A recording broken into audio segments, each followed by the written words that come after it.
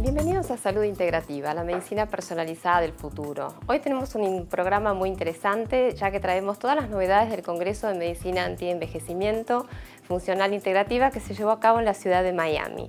Vamos a hablar del estrés, la enfermedad de esta época y cómo afecta nuestra vida cotidiana, a veces manifestándose como síntomas tan sencillos y tan difíciles de tratar al mismo tiempo como es la fatiga. Y por último, les vamos a hablar de un tip antienvejecimiento, les vamos a contar qué son los telómeros y cómo el estrés también puede afectar esto que significa prolongarnos o acortarnos la vida. Volvemos después de los títulos.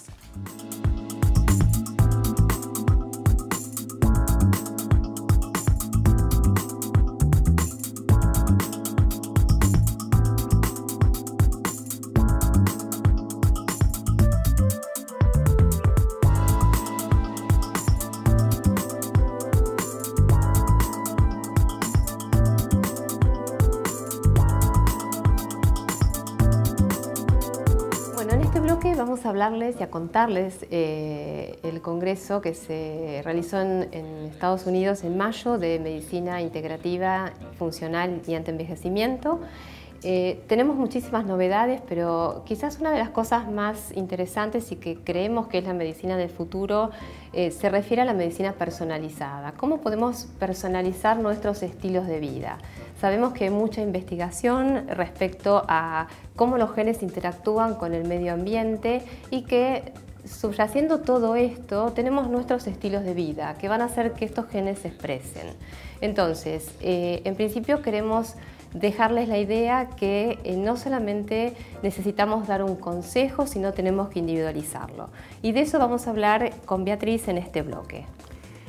Cuando hablamos de medicina personalizada, justamente lo que ponemos hincapié es que no para todo el mundo las indicaciones son exactas. No creemos que algo que está como normativa sirve para todas las personas. Por ejemplo, hablando específicamente del colesterol. Si bien el colesterol se ha dicho que había que disminuirlo en la dieta y no superar más de determinada cifra por día, después se demostró que el 85% del colesterol que está en la sangre lo producimos nosotros y solo el 15% está influenciada por la dieta.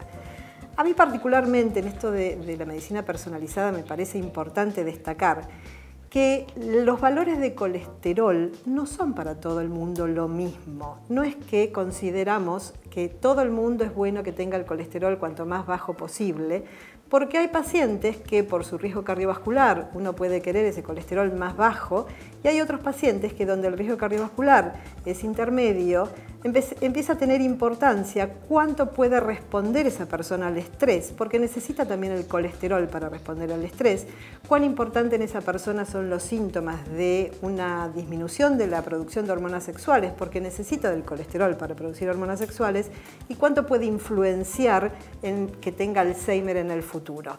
Entonces, por ejemplo con la diabetes, Sandra, ¿qué le contarías a los pacientes en cuanto a la enfermedad diabética? Bueno, respecto a los pacientes diabéticos, sabemos que la recomendación clásica es que tienen que comer con bajos hidratos de carbono.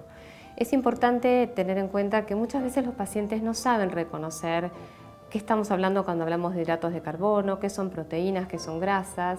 Parte de individualizar es explicar y quizás tengamos que detenernos un momento en explicarles cuán importante es comer hidratos de carbono buenos, por así decirlos, o aquellos hidratos de carbono que tienen que obviar, que son los hidratos de carbono malos que vemos en la pasta, en las pizzas, en las papas, etc. Esto de individualizar implica también que cuando nosotros seleccionamos alimentos y recomendamos alimentos, tenemos que ver cuáles son las necesidades nutricionales de este paciente diabético que tenemos enfrente nuestro. Esto quiere decir que si nosotros tenemos un paciente diabético que está con sobrepeso, va a ser una recomendación. Si tenemos un paciente diabético que es un diabético tipo 1 o insulino dependiente, tendremos que hacer otra recomendación si está adelgazado. Por lo tanto, más allá de la nutrición, en los pacientes diabéticos tenemos que considerar una prescripción individualizada de ejercicio, que fue algo que se habló también bastante en el Congreso. ¿Qué nos podés comentar?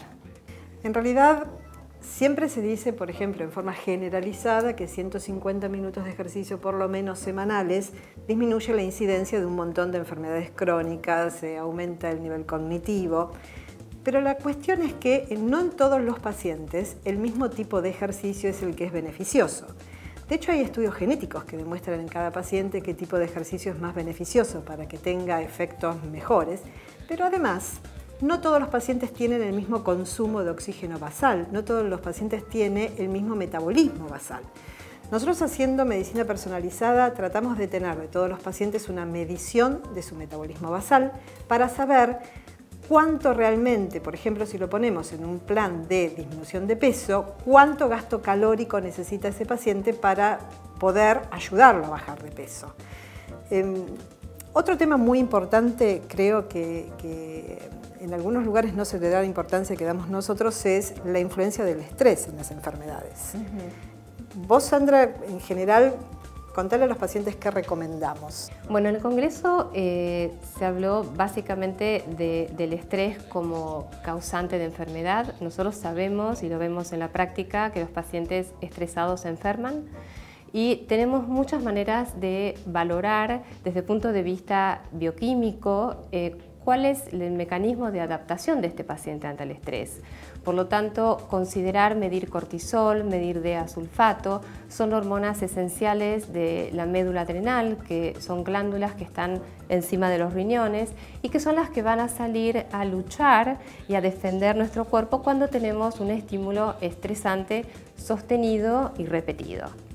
Además del estrés, es importante considerar la toxicidad. Sabemos que vivimos en un mundo tóxico, desde el aire que respiramos, el agua que tomamos, muchos de los alimentos que consumimos y especialmente tratándose de las mujeres, todos los cosméticos que diariamente nos colocamos sobre la piel.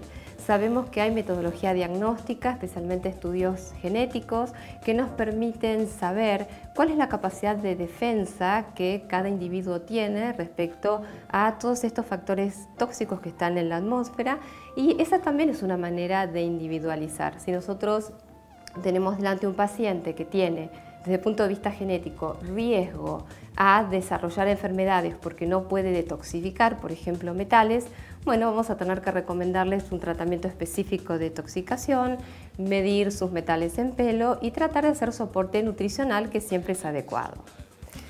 A mí, tan interesante como eso, de lo que se habló mucho también en el Congreso, es lo del consumo de sal. Me parece como que hace años que se indica que el consumo de sal tiene que ser bajo, porque cuanto menos sal consumamos, menor hipertensión arterial, menor enfermedad de nuestras arterias. Y volvemos a lo mismo, todo eso puede ser verdad para algún tipo de pacientes. Todo eso puede ser verdad para el paciente mayor de 55 años, puede ser verdad para el paciente afroamericano, puede ser verdad para el paciente sensible a la ingesta de sal. Pero para muchos otros pacientes, de hecho, eso no es bueno. Para el paciente que tiene fatiga adrenal, para el paciente que tiene poca reacción ante el estímulo de una agresión externa, necesita la sal. Hay un estudio muy importante que se hizo últimamente, que inclusive en los últimos congresos de cardiología se habló mucho de ello, porque principalmente los cardiólogos, la creencia que siempre tuvimos es que cuanto menos sal mejor. Y parece ser que no es cuanto menos sal mejor. Es bueno un consumo de sal moderado. Cuando uno consume mucha sal es mala, pero cuando uno consume poca sal, la mortalidad también empieza a aumentar, que eso antes no lo sabíamos. Entonces creo que como dato y como importante en esto de decir la medicina realmente tiene que ser personalizada, porque no todos los pacientes responden igual, es importante pensar que cada paciente es un todo en sí mismo y necesita un tratamiento especial. Definitivamente creo que tenemos que pasar el foco centrado en la enfermedad al paciente y tenemos que individualizar nuestros estilos de vida. En el próximo bloque vamos a hablar con la doctora Sureda, vamos a hablar del estrés, cómo lo podemos diagnosticar desde el punto de vista del laboratorio y cuáles son las opciones de tratamiento que les ofrecemos desde Salud Integrativa.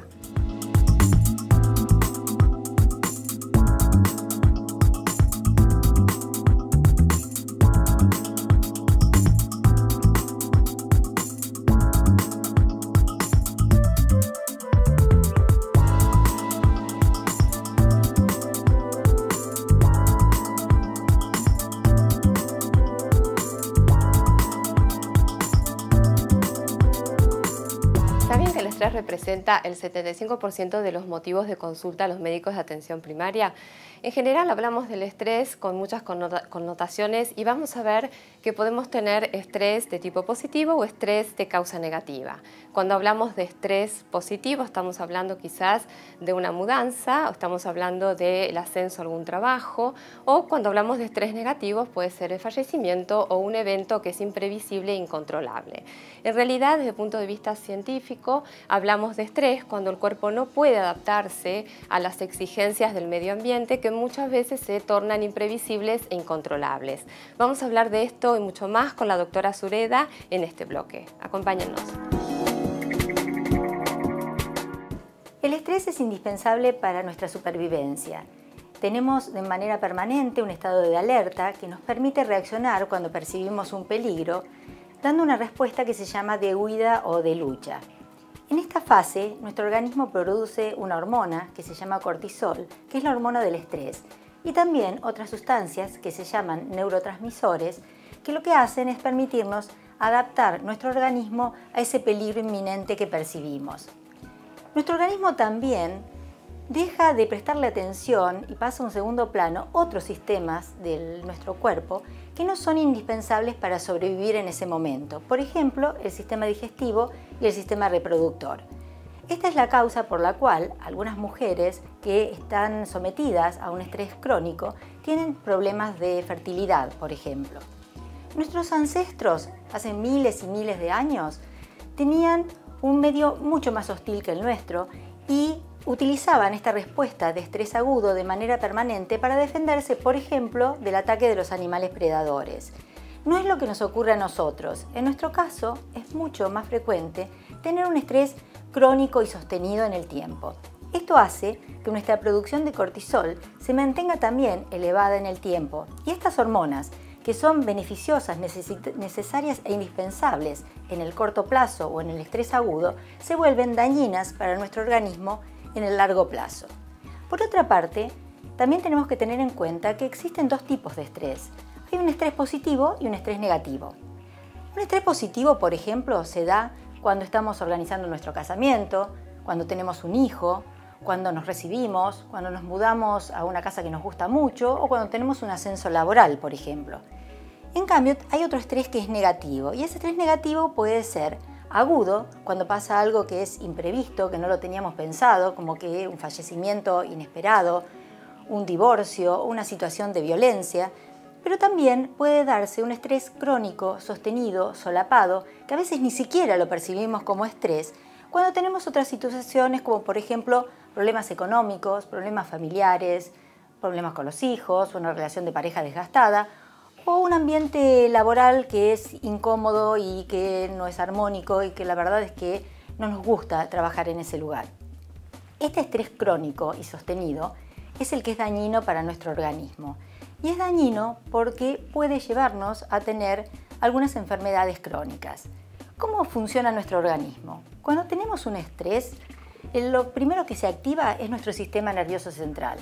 El sistema nervioso central manda una orden a unas glándulas que se llaman glándulas adrenales, que están ubicadas en nuestro organismo arriba de cada uno de nuestros riñones. Son unas glándulas pequeñitas ubicadas en la parte superior de nuestros riñones. Esas glándulas secretan, entre otras hormonas, el cortisol. Ese cortisol, mantenido de manera sostenida en el tiempo, se vuelve dañino porque produce fundamentalmente una lesión ante todo en el sistema nervioso central, dañando una zona que se llama hipocampo, que es la responsable de la memoria. También produce daño neuronal y muerte celular. Por otra parte, este daño que produce el cortisol sostenido en el largo plazo es causante de muchas enfermedades crónicas, como por ejemplo la diabetes, obesidad, hipertensión arterial, enfermedades cardiovasculares, disfunción sexual, pérdida de la fertilidad, trastornos neurológicos y psiquiátricos con déficit cognitivo y también afecta y altera nuestro sistema inmune, que es el que nos defiende. Entonces somos mucho más propensos a tener enfermedades como por ejemplo enfermedades respiratorias. También podemos padecer enfermedades autoinmunes, que son esas enfermedades donde nuestro organismo forma anticuerpos contra nosotros mismos. Y finalmente podemos tener inclusive cáncer. También el cortisol secretado en exceso, genera en nuestro organismo un envejecimiento prematuro. Dicho esto, ¿cómo se presentan los pacientes cuando tienen problemas de este tipo? Cada uno de nosotros es un ser individual e irrepetible y nuestra respuesta al estrés también lo es. Lo que estresa a una persona puede no estresar a otra. Pero de todas maneras, sí es cierto que hay un síntoma común y es la fatiga. La fatiga interpretada como un cansancio intenso. ¿Esto por qué ocurre?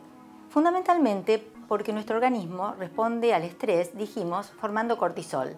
Esas glándulas adrenales, que forman cortisol, entre otras hormonas, van a secretar cortisol de manera sostenida y de manera mucho más abundante que lo que hacen en condiciones normales.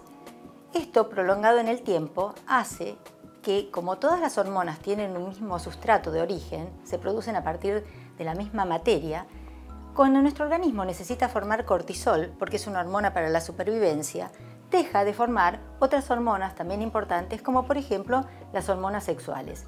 Hasta que llega un determinado momento en que nuestra glándula adrenal no da abasto a formar la cantidad de cortisol que hace falta y entonces deja de producirlo por más que el organismo necesitaría seguir produciéndolo.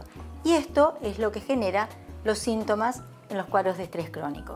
Vuelvo a decir, el síntoma fundamental, la fatiga, el cansancio, pero existen también otros síntomas asociados que aparecen cuando nuestro organismo deja de poder adaptarse a este estrés. Uno de ellos son los síntomas digestivos. Digestiones lentas, distensión abdominal, o sea, nuestro abdomen se hincha muchas veces después de comer, aunque comamos poco, o inclusive a veces sin habernos alimentado. Diarrea, constipación, dolorimiento abdominal. Otro de los síntomas que podemos tener tiene que ver con el insomnio. A veces estamos cansadísimos y cuando nos vamos a dormir o no nos podemos dormir o nos dormimos y nos despertamos un montón de veces a la noche. O inclusive, durmiendo durante toda la noche, nos levantamos tan cansados como cuando nos acostamos. Este cansancio describe un patrón bastante semejante en todos los pacientes.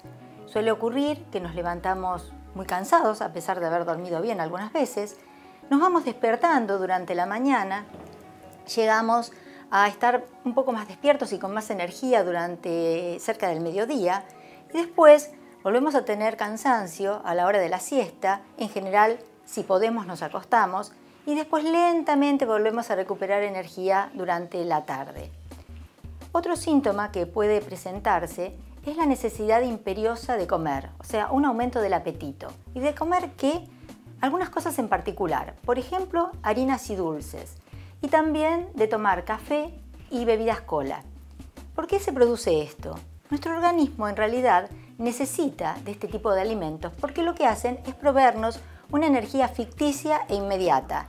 Comemos galletitas, o comemos pan, o comemos un chocolate y sentimos como un brote de energía inmediato. Pero lo que no nos damos cuenta es que muy poco tiempo después vuelve a caer nuestro nivel de energía, inclusive a veces por debajo del nivel anterior. Esto ocurre porque cuando comemos algo dulce o un hidrato de carbono, el azúcar en sangre aumenta y nos da esa energía que necesitamos. Pero inmediatamente después nuestro organismo reacciona produciendo insulina y se produce un descenso de ese azúcar en sangre, lo cual nos genera esta sensación nuevamente de cansancio. También se producen trastornos en el humor, podemos estar tristes, melancólicos, agresivos, irritables, intolerantes. Nos pasa que nos cuesta acordarnos de las cosas, perdemos memoria, tenemos dificultad para concentrarnos. Otras personas refieren que se les va el apetito. Son esas personas que dicen, cuando estoy nerviosa se me cierra el estómago. Y en esas disminuyen las ganas de comer. La obesidad suele asociarse también con el estrés porque muchas veces con esta intención de ganar energía vamos comiendo o picoteando a lo largo del día sin darnos cuenta cosas dulces o cosas que tienen harina y que por su valor calórico junto con el efecto que tiene el cortisol nos producen un aumento del peso. Es decir, la forma de presentación es muy variada. Algunos pacientes consultan, por ejemplo, porque les llaman la atención que se enferman muy seguido, que a lo mejor a lo largo de un año tuvieron 3 o 4 episodios que ellos llaman gripales. O sea, la forma de presentación es muy distinta, pero el denominador común en estos casos es la fatiga. Como verán, las causas del estrés son muy variadas y las formas que tenemos de tratamiento también son variadas y van a depender de cada paciente en su forma individual. En el próximo bloque, Sara nos va a contar cuáles son las modalidades de tratamiento y también vamos a escuchar algo bastante novedoso acerca de los telómeros.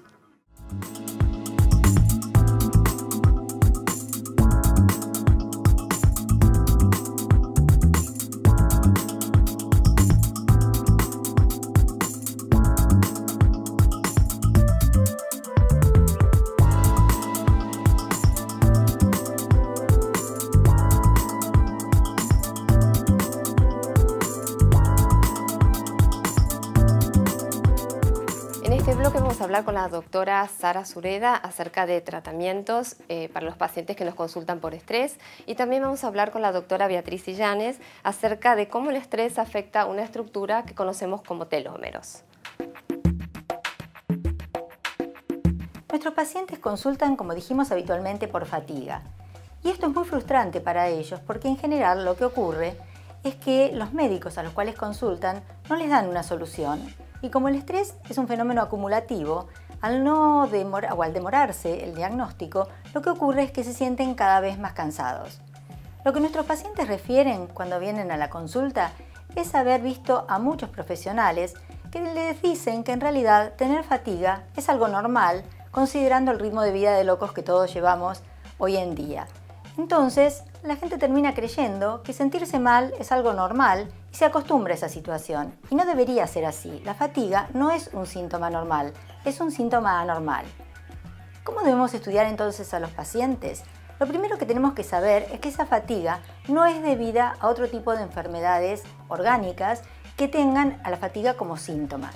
Para esto, realizamos una consulta clínica exhaustiva con un examen físico minucioso y una serie de estudios de laboratorio y de otro tipo bastante completos que nos permiten descartar todo tipo de enfermedad orgánica. Una vez que hemos descartado otras enfermedades como causa de la fatiga, decimos que el paciente tiene una fatiga seguramente debido a que la glándula adrenal no es capaz de producir la cantidad de hormonas que son necesarias para adaptar el organismo a esa situación de estrés crónico. Para terminar, el tratamiento recomendado para este estrés crónico consta fundamentalmente de una dieta donde se eliminen gluten, lácteos, soja, azúcares refinados y sea muy rica en nutrientes. Se suplementan además estos nutrientes a través de vitaminas, minerales, ácidos grasos omega 3 y otros suplementos como carnitina y coenzima Q10. Existen otros medicamentos de tipo fitoterápicos que no son drogas, que se llaman adaptógenos y que sirven para que la glándula adrenal pueda adaptarse justamente y volver a funcionar de manera más adecuada. Algunos de ellos los habrán oído nombrar, como la maca o el ginseng, y otros, como la ashwagandha, la rodiola o el regaliz, son bastante menos frecuentes, pero muy útiles en estos casos. Sirve también una terapia de ejercicio graduada. Hay que tener mucho cuidado con el ejercicio porque cuando estamos fatigados puede ser contraproducente, pero es útil un ejercicio suave, aeróbico, también yoga, tai chi y algunas técnicas de relajación, visualización y respiración que sirven para controlar este fenómeno de estrés. Hoy en Salud Integrativa les queremos contar qué son los telómeros. Para que se entiendan, lo relacionamos en general a la puntita de los cordones de las zapatillas que protegen de que el cordón se deshilache. Bueno, los telómeros están en la punta de los cromosomas y protegen a los cromosomas de que envejezcan. Se ha relacionado a la longitud de estos telómeros con el envejecimiento celular. Muchos estudios demostraron que con muchos factores ambientales estos telómeros se acortan y la célula envejece. Entre ellos, un tema del cual hemos estado hablando hoy mucho, como es el estrés. El estrés se relacionó con un acortamiento de los telómeros, así como otros factores. Por ejemplo, la disminución de la ingesta de omega 3, la disminución de la vitamina D3 en sangre, el consumir alimentos procesados, el tabaquismo, todos son factores que en varios estudios se lo ha relacionado con este acortamiento de los telómeros. Tanto es así que hay varios estudios experimentales tratando de mantener estos telómeros o inclusive de aumentar la longitud de los telómeros actuando a nivel genético con una enzima, la telomerasa, que es el que estimula el crecimiento de los telómeros. Hay estudios muy interesantes en ratones que han demostrado que actuando sobre la telomerasa y aumentando la longitud de este sector del cromosoma, aumentó un 40% la sobrevida respecto a los ratones en los cuales no se intervino genéticamente. Entonces quizás tengamos suerte y en un futuro cercano tengamos una alternativa genética por lo cual todos podamos vivir más tiempo y mejor. Como vimos durante el programa, es importante que destaquemos cuán importante es el concepto de medicina personalizada, y cuando hablamos de medicina personalizada tenemos que recordar una vez más que nuestro gen o nuestra genética no es nuestro destino y que el medio ambiente interactúa, y de esta forma podemos potencialmente desarrollar enfermedades. Como hablamos anteriormente, enfermedades crónicas como la hipertensión arterial, la hipercolesterolemia, la diabetes y muchas otras. Cuando hablamos del estrés, sabemos que el estrés es un disparador también de enfermedades, muchas de ellas que pueden prevenirse. Sabemos que como mecanismo que subyace al estrés tenemos una gran modificación de nuestras hormonas, entre ellas el cortisol, que es medible y que de esa manera podemos darnos cuenta cómo nuestro organismo se está adaptando a esta respuesta. Podemos encontrarnos con pacientes que nos consultan con síntomas relacionados con el estrés, como puede ser el insomnio, cambios del humor, estados de ánimo que son fluctuantes durante el día, mayor decaimiento, fatiga, hipertensión arterial. Y también sabemos que muchas veces, sin llegar a tener enfermedades instaladas, son pacientes que, de acuerdo a los síntomas que nos refieren, potencialmente van a desarrollarlas. Tenemos muchas modalidades terapéuticas. En principio, saber que estamos enfrente de un paciente que está sufriendo estrés y que muchas veces los síntomas pueden ser simplemente una manifestación de este. Desde Salud Integrativa tenemos muchas maneras de acercarnos a esta problemática, desde el diagnóstico desde el punto de vista biológico con la medición de hormonas y también desde modalidades que tienen que ver con el manejo del estrés, que es algo que los pacientes definitivamente deberán aprender para poder luchar contra esta enfermedad. Como siempre consideramos la conexión cuerpo-mente cuando hablamos de esta afección que es el estrés, y una vez más el consejo general que siempre les damos a nuestros pacientes es, más allá de la causa de consulta, tener una vida saludable con estilos de vida saludables, llámese nutrición, ejercicio, poco contacto con toxinas sería la clave. Nos vemos en el próximo programa, gracias por acompañarnos.